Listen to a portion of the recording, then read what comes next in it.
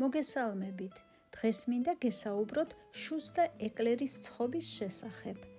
არ მახსოვს ჩემს პრაქტიკაში ეკლერის ცომის ჩავარდნა. შეშის ღუმელშიც კი გამომიცხვია, როცა არ მქონია სხვა საშუალება. მთავარი საიდუმლო არის იმაში, თუ რომელ ფქვილს გამოვიყენებთ. გვესაჭიროება უმაღლესი ხარისხი. შემდეგ ღუმელის ტემპერატურა ვაცხობთ რეკომენდირებულ ტემპერატურაზე. იქამდე, სანამ შიგნიდან არ გამოშრება და არ მიიღებს გარედან ოქროს ფერს. 30 წუთის განმავლობაში ღუმელის კარი არ უნდა გამოვაღოთ, რომ არ დაიწიოს ეკლერი. ახლა გაჩვენებთ, როგორ ვაცხობ. დავდგათ ქვაბით ცეცხლზე, ჩავასხათ წყალი, დავუმატოთ მარილი, კარაქი ან მარგარინი და დაველოდოთ წყლის ადუღებას. ცხიმი უნდა ჩადნეს. როგორც კი ადუღდება, ჩავყაროთ ფქვილი და დავიწყოთ ცომის მოშუშვა, მუდმივი მორევით, იქამდე, სანამ ცომი არ გახდება პრიალა.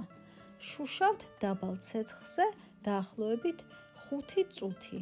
გადმოვდგათ ცეცხლი და ოდნავ გავაგრილოთ ცომი და შეურიოთ კვერცხი. შეგიძლიათ გამოიყენოთ მიქსერი, შეგიძლიათ გამოიყენოთ კოვზი. თავიდან მოგეჩვენებათ ცომი თხელი, მაგრამ ბოლოს იკვრება. ჭიქას ვიყენებ ფქვილისთვის და წყლისთვის ერთნაირს. ერთი ჭიქა სავსე წყალი და ერთი ჭიქა სავსე ფქვილი. იგივე ჭიქით. ცომი გადავიტანოთ შესაფერის ლანგარზე, გავაგრილოთ და დავსვათ კოვზით ან საკონდიტრო ტომარით გამოსაცხობ ლანგარზე. ჩემს ღუმელში ცხვება ერთ და იგივე ტემპერატურაზე ზაობამდე. ტემპერატურას არ ვცვლი.